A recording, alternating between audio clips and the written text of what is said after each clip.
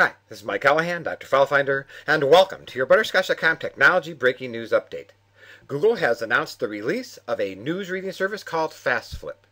FastFlip is designed to let you read newspaper and magazine content more easily and more quickly online.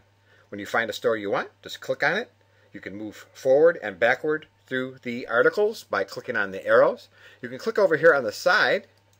This brings out a window where you can scroll this way to go through articles and find the things that you want to read.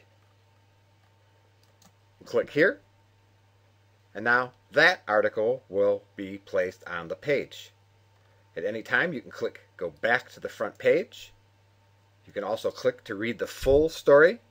These pages are designed to load quickly because they've had much of the content that causes them to load slowly removed, like advertising. You can see that there are sources: Washington Post, New York Times, Technology Review. There are sections: politics, business, world, sports, and also topics that are currently in the news, like Jay-Z, President Obama, finance, computers, and so on. So this is an experiment. There are over 3 dozen publications currently participating in this FastFlip project of Google's. It'll be interesting to see how this plays out. It's also available on both iPhone and Android mobile devices. And this has been your Butterscotch.com Technology Breaking News.